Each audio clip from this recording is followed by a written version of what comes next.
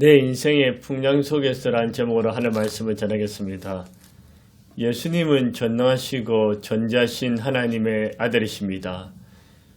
예수님은 사랑과 은혜, 긍휼이 충만하시고 신성과 능력이 무한하십니다. 예수님은 완전하신 하나님이시면서 죄 없으신 완전한 인간이십니다. 예수님은 온 인류의 구원자이시고 장차 오실 재림주이십니다. 인간의 생사복을 주관하시고 심판의 근세를 가지고 계십니다. 풍랑과 태풍, 번개와 우박, 지진 등 자연계 등을 친히 다스리고 자연계는 주님의 말씀 앞에 복종합니다. 이 세상의 정치, 경제, 사회, 문화, 예수, 전쟁의 일까지 모든 것이 예수님의 손안에 달려 있습니다. 우리가 살면서 누구나 인생의 풍랑을 만납니다. 단지 작고 크고 짧고 긴 차이점만 있을 뿐입니다. 여러분의 인생은 어떻습니까? 평안하시고 행복하십니까? 작은 풍랑이 있습니까? 감당치 못할 큰 풍랑이 있습니까? 어두운 밤의 터널을 지내고 있습니까? 경제적인 어려움과 질병의 풍랑이 있습니까? 인간관계의 파도가 몰아치고 있습니까? 근심과 걱정, 두려움의 폭풍이 있습니까? 가정은 어떻습니까? 내 힘과 능력을 해결할 수 없는 위기와 한계가 있습니까? 죽음의 공포가 있습니까? 지금은 평안하고 행복한 것 같은데 혹시 사고나 고통의 풍랑이 올 것 같아 미리 두려우십니까? 내 인생의 풍랑 속에서 우리는 어떻게 해야 되며 예수님은 무엇을 원하실까요? 예수님께서 함께 하심을 확신해야 합니다. 우리는 흔히 생각하기를 평안하고 만족하며 물질과 소유가 부족함 없이 넉넉하며 가정과 자녀들이 평안하며 큰 어려움과 풍랑이 없으면 축복을 받고 하나님이 함께 하신다는 사실을 믿습니다. 그러나 건강하지 못하고 질병에 걸리고 물질과 소유가 부족하며 가정과 자녀들에게 문제가 생기며 내 인생에 풍랑과 고난이 있으며 혹시 하나님께서 날 사랑하지 않으신 건 아닐까? 하나님은 나에게 벌을 주시는 것일까?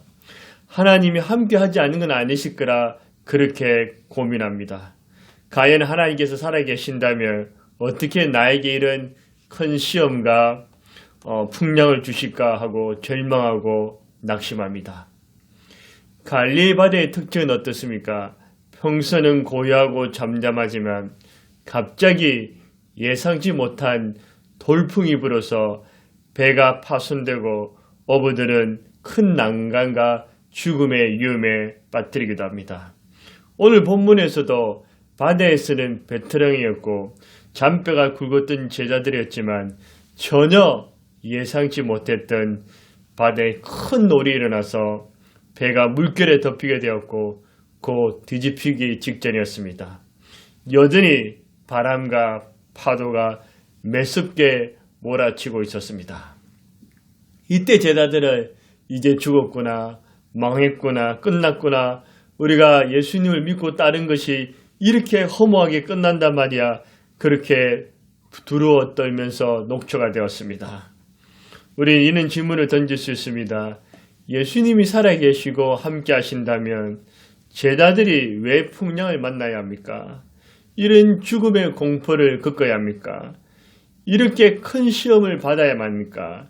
정말 주님이 계신다면 쉽게 평안한 길을 주셔야 되지 않습니까? 24절에 보십시오. 바다에 큰 놀이 일어나 배가 물결에 덮이게 되었으되 예수께서는 주무시는지라. 이처럼 큰 풍랑과 고통의 바다 한가운데서 예수님께서는 여유롭게 주무시고 계시도 되는 것일까요? 분명한 것은 예수님께서 제자들과 함께 하셨다는 사실입니다. 우리에게 풍랑은 죽느냐 4년야가 달려있지만 예수님 보시기에는 그까짓 거 풍량은 아무것도 아닙니다. 우주 만물과 하늘, 해, 달, 별, 땅과 바다를 친히 만드신 그 예수님이 풍량쯤이면 말씀 한마디면 끝나는 것입니다. 우리 예수님이 말씀하시면 금방 잠잠해지고 그 바람과 자연계가 예수님 앞에 절대 복종하게 됩니다. BC 5세기의 그리스도 역사학자 헤로도투스는 이집트는 나일강의 선물이라고 말을 남겼습니다. 이집트가 어떻게 해서 나일강의 선물이 될까요? 바로 홍수 때문입니다. 매년 여름 홍수로 나일강이 주기적으로 범람하면서 빗물에 씻겨내려온 상류의 엄청량의 토사, 흙과 물이 나일강 하루에 쌓여 그 일대가 옥토가 되었습니다. 그러니까 홍수가 날 때마다 옥토가 생기는 것입니다. 그러나 이집트 사람들은 홍수를 재앙으로 생각했습니다. 그리하여 마침내 1960년대 이집트의 나세르 대통령은 나일강 상류에 에스원 댐을 건설했습니다. 댐을 만들자 홍수는 사라졌습니다. 그런데 지금 나일 삼각주 지역은 그리 비옥하지 않다고 합니다. 나일강이 범람하지 않자 땅을 비옥하게 만들었던 부식도 비옥한 흙이 유입되지 않았기 때문입니다. 우리의 인생도 그렇습니다. 우리 삶 가운데 자꾸만 왜 홍수가 일어나는 걸까요? 폭풍이 몰아치는 것일까요? 우리를 풍요로운 땅으로 일구기 때문입니다. 우리가 이해하지는 못하더라도 고난의 풍량이 우리의 삶을 풍요롭게 성숙하게 만들어줍니다. 고난은 미워서 주는 것이 아니라 사랑하시기에 유익하기 때문에 주신 것입니다. 이 점을 잊지 마시기를 바랍니다. 이집트는 나일강의 선물입니다. 그런데 이집트 사람들은 댐을 만들어서 받은 선물을 제대로 누리지 못했습니다. 홍수와 풍량을 즐기십시오. 홍수가 오면 자꾸 댐을 막으려 하지 마시고 잠시 피난처이신 하나님께로 피하십시오. 지겹다고 고통스럽다고 불평하지 마시고 홍수를 그냥 받아들이십시오. 그러면 여러분의 삶이 옥토로 변화될 것입니다. 여러분 인생 앞에 아무리 쓰나미 같은 폭풍 해일이 몰아칠지라도 그것은 나를 죽이거나 망하게 하는 것이 아닙니다. 영혼의 옥토가 되게 만들어집니다. 즐기지는 못할지라도 절망하거나 두려워하지 마십시오. 예수님께서는 우리가 평안하고 형통할 때만 함께 하신 것이 아니라 풍랑과 고통 가운데서도 예수님은 함께 하십니다. 모세와 이스라엘 백성들이 홍해를 건널 때 다니엘의 세 친구가 불 속에 들어갔을 때 다니엘이 사자굴에 갇혀서 사자밥이 되기 직전에 제자들이 풍랑 가운데서도 바울이 차디찬 감옥에서도 주 예수님은 여전히 그들과 함께 하신 것처럼 저와 여러분과 함께 하십니다. 예수님은 언제나 우리를 사랑하시고 지켜주십니다. 절대로 버리거나 떠나지 않으십니다. 망하게 죽도록 내버려 두지 않습니다. 예수님은 풍랑 속에서도 불 가운데서도 우리와 함께 하십니다. 이사야 43장 2절 3절에 내가 물 가운데로 지날 때 내가 너와 함께 할 것이라. 강을 건널 때 물이 너를 침몰하지 못할 것이며 내가 불 가운데로 지날 때 타지도 아니할 것이요 불꽃이 너를 사르지 못하리니 대저 나는 여호와 내 하나님이요 이스라엘의 거룩하신 이요 내 구원자이심이라. 여호와 하나님 구원자 그 하나님이 우리가 불 가운데 갈지라도 물 가운데 갈지라도 함께 하십니다. 히브리서 12장 5절에도 그가 친히 말씀하시기를 내가 결코 너희를 버리지 아니하고 너희를 떠나지 아니하리라 하시더라. 우리 예수님이 결코 우리를 버리거나 떠나지 않으십니다. 시편 73편 23절에도 내가 항상 주와 함께하니 주께서 내 오른손을 붙드셨나이다. 우리가 주님과 늘 함께하는 것입니다. 요사 1장 9절에도 내가 내게 명령한 것이 아니냐. 강하고 담대하라. 두려워 말며 놀라지 말라. 내가 어디 가든지 내 하나님 여호와가 너와 함께하니라. 내가 어딜 가든지 하나님이 함께하십니다.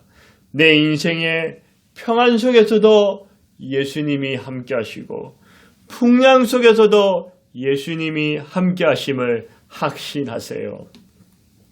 내 인생의 풍랑 속에서 우리는 어떻게 해야 될까요? 믿음을 크게 가지세요.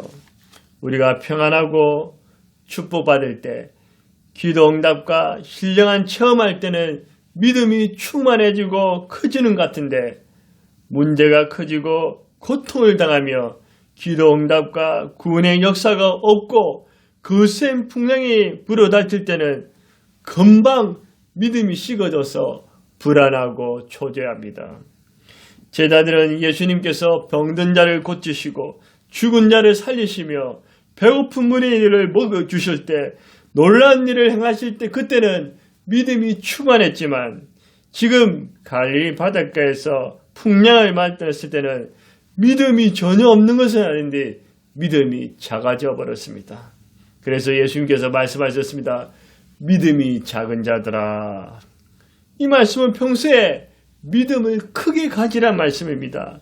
믿음이란 무엇일까요? 믿음이란 가그만 믿는 것이 아닙니다. 예수님께서 가그의 천지를 창조하셨고 죄를 용서하셨고 병든 자를 고치시고 죽은 자를 살리셨습니다. 그 예수님이 옛날에는 풍랑을 잠잠하게 했었습니다. 기도 응답도 주셨습니다. 그렇지만 지금은 아무런 역사도 기적도 응답도 능력도 베풀지 않나요? 그렇다고 미래만 믿지 않습니다. 앞으로 구원해 주실 거야. 장차 풍랑을 잠잠하게 해 주실 거야. 기도 응답해 주실 것이야. 그렇게 믿습니다. 믿음은 과거에 행하신 일도 믿고 앞으로 행하실 것도 믿고 지금 현재도 믿어야 합니다. 소망은 내일을 향한 것이라면 믿으면 오늘 행하는 것입니다. 제자들은 지금 큰 위기와 고통을 겪고 있습니다.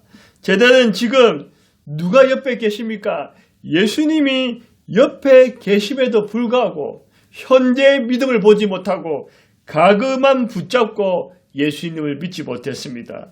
현재 주님의 구원과 기적과 응답의 역사를 믿지 못하고 불안과 공포에 떨었습니다.